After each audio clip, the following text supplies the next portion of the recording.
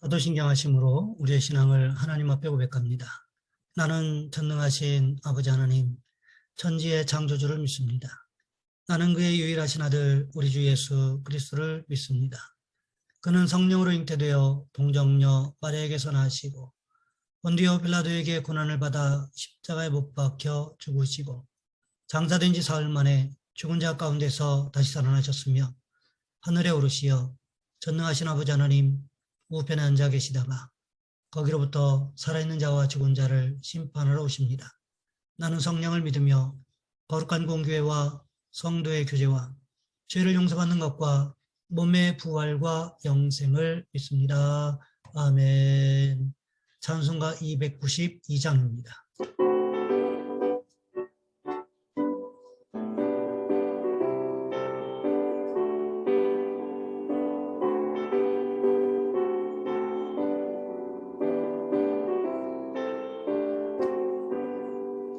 주 없이 살 수 없네 죄인의 구주여 그 귀한 보배 피로 날 구속하소서 구주의 사랑으로 흘리신 보혈이 내 소망 나의 위로 내 영광 됩니다.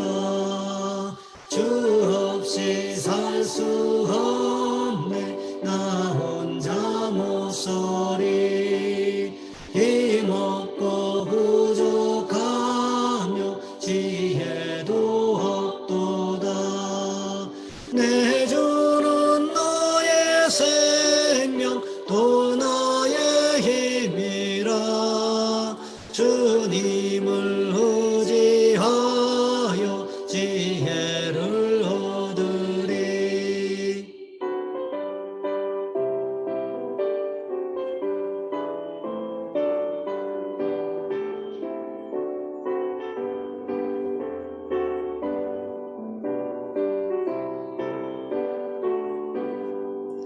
주 없이 살 수 없네 내 주는 아신다 내 영의 기쁜 간구 마음의 소원을 주밖에 나의 마음 네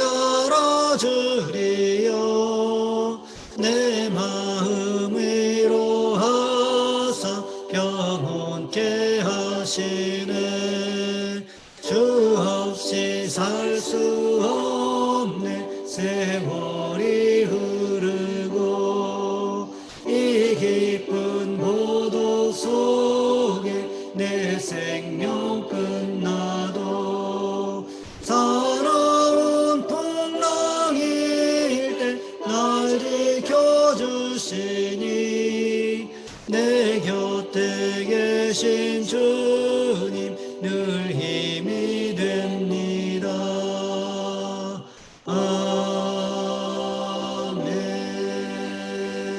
아멘. 오늘 말씀 열왕기하 20장에서 보겠습니다. 열왕기하 20장 12절로 15절까지 말씀입니다. 제가 가진 성경은 구약성경 598쪽에 있습니다. 제가 봉독해 드립니다.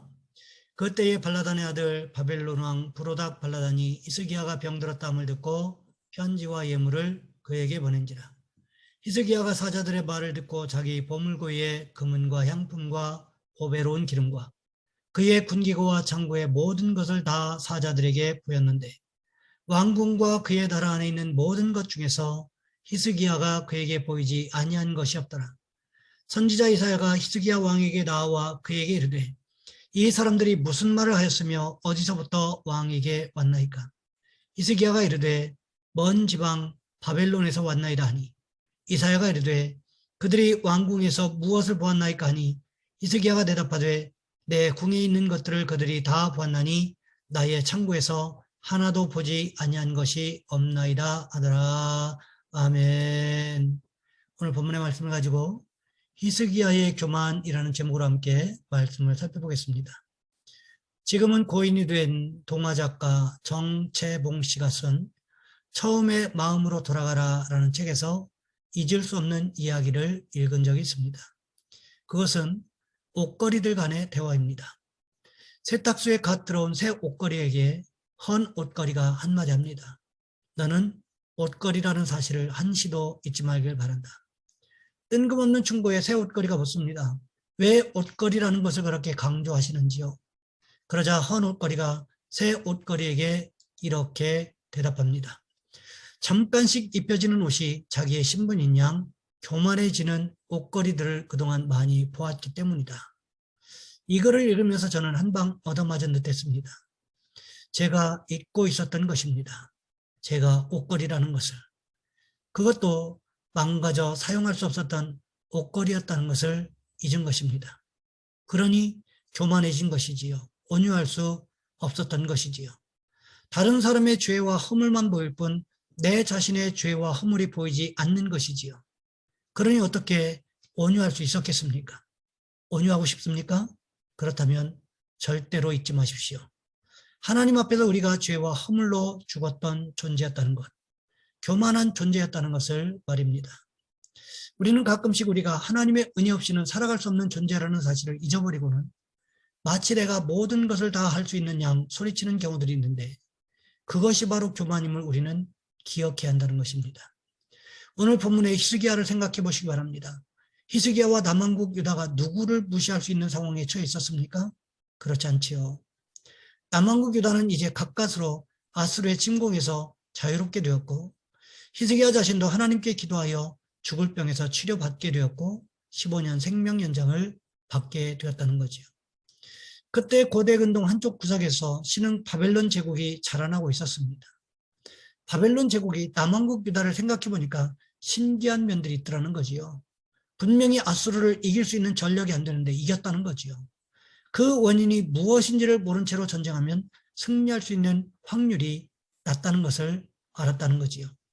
그래서 어떻게 합니까? 겉으로는 히스기야의 병이 나은 것을 축하하기 위한 사절단이었지만 실제로는 남왕국 유다의 상황을 추도 면밀하게 살펴볼 사절단을 파견했다는 것입니다. 그런데 히스기야는 그것도 모른 채 교만하여 자기 나라 곳곳을 모두 보여주었다는 것입니다. 마치 관광지에서 가이드가 이곳저곳을 돌아다니면서 자세하게 설명해 주는 것처럼 모든 곳을 다 보여주고 설명까지 곁들여서 해 주었다는 거지요. 바벨론 제국이 남왕국 유다의 모든 속사정을 훤히 들여다볼 수 있는 기회를 누가 제공해 주었습니까? 히스기야 왕 자신이 스스로 제공해 주었다는 것입니다. 그때 히스기야에게 이사야 선지자가 찾아왔습니다. 무슨 말 합니까? 오늘 본문 14절 말씀해 보시면 이렇게 기록하고 있습니다. 선지자 이사야가 히스기야 왕에게 나와 그에게 이르되 이 사람들이 무슨 말을 하였으며 어디서부터 왕에게 왔나이까? 히스기야가 이르되 먼 지방 바벨론에서 왔나이다 하니 이사야가 이렇게 물었을 때는 분명한 이유와 목적이 있었겠지요. 히스기야 왕을 찾아온 사람들이 누구였는지를 물었습니다. 그랬더니 먼 지방 바벨론에서 왔다는 것입니다. 무엇을 의미하는 것일까요? 그들로부터 안전하다는 것입니다. 그것은 누구 생각이었을까요? 히스기야 자신의 생각이었습니다. 그뿐만이 아니었습니다. 오늘 보면 15절 말씀해 보시면 이렇게 기록하고 있습니다. 이사야가 이르되 그들이 왕궁에서 무엇을 보았나이까 하니 히스기야가 대답하되 내 궁에 있는 것을 그들이 다 보았나니 나의 창고에서 하나도 보이지 아니한 것이 없나이다 하더라. 이사야 선지자가 또 묻습니다. 왕궁에서 무엇을 보았나이까? 그렇게 물었을 때 히스기야는 말합니다. 내 궁에 있는 것을 그들이 다 보았나니 나의 창고에서 하나도 보이지 아니한 것이 없나이다. 사람이 가장 크게 실수할 때가 언제일까요? 다른 사람에게 자신을 포장해서 보여주고 싶을 때 가장 크게 실수하는 경우들이 있습니다. 오늘 본문의 히스기야를 보시기 바랍니다. 히스기야가 아스루와의 일전에서 승리함으로 인하여 히스기야는 고대 근동에서 일약 슈퍼스타로 떠올랐습니다. 어쩌면 히스기야의 전략을 배워야 한다고 아수르에 패했던 나라들에서 사신단을 파견했을지도 모를 일입니다. 그 당시 고대 근동에 있는 나라들에서 히스기야의 리더십이 인정받기 시작했습니다. 그렇다면 그때 히스기야가 어떻게 했어야 맞습니까? 하나님을 인정했어야 맞다는 거지요. 하나님의 이름을 드러내고 하나님께 영광을 돌려 들었어야 맞습니다. 그뿐만 아니라 그런 영광을 차지하게 하신 하나님께 기도했어야 맞는다는 거지요. 하지만 히스기야는 어떻게 합니까? 하나님께 돌려야 될 영광을 히스기야 자신이 모두 다 가로채고 있다는 거지요. 이것이 히스기야가 교만했다는 증거가 아니겠습니까? 사도행전 12장에 보시면 헤롯이 나옵니다. 어느 날 헤롯이 왕복을 입고 단상에 앉아서 백성들에게 연설했습니다. 그러자 백성들이 헤롯의 연설을 듣고는 아부하기 시작합니다. 어떤 말로 아부했습니까? 사도행전 12장 22절 말씀에 보시면 이렇게 기록하고 있습니다. 백성들이 크게 부르되 이것은 신의 소리요 사람의 소리가 아니라 하거늘. 백성들이 헤롯에게 아부하려고 소리치기 시작했습니다. 이것은 신이 나타나서 하는 소리다. 사람의 소리가 아니다. 그랬더니 헤롯이 어떻게 했습니까? 그 영광을 하나님께 돌려야 되는데 자신이 차지해 버렸다는 거지요. 그러자 어떤 일이 일어났습니까? 사도행전 12장 23절 말씀에 보시면 이렇게 기록하고 있습니다. 헤롯이 영광을 하나님께로 돌리지 아니하므로 주의 사자가 곧지니 벌레에게 먹혀 죽으니라. 유대 역사가 요세푸스의 역사서에 따르면 헤롯의 죽음은 극심한 복통이었다고 합니다. 현대의학으로 복통을 야기한 원인을 찾아보면 몇 가지가 있는데 기생충도 있고 세균에 의한 충수염, 의궤양이나 의암일 수도 있다는 거죠. 무엇인지에 대해서는 명확하게 할 수 없지만 분명한 것은 하나님의 뜻을 거역하고 교회를 극심하게 박해했던 헤롯의 교만에 대한 하나님의 직접적인 경고였다고 볼 수 있다는 거지요. 오늘 본문에도 보시기 바랍니다. 헤롯의 버금가는 일을 누가 지금 하고 있습니까? 바로 히스기야 왕이 하고 있다는 것입니다.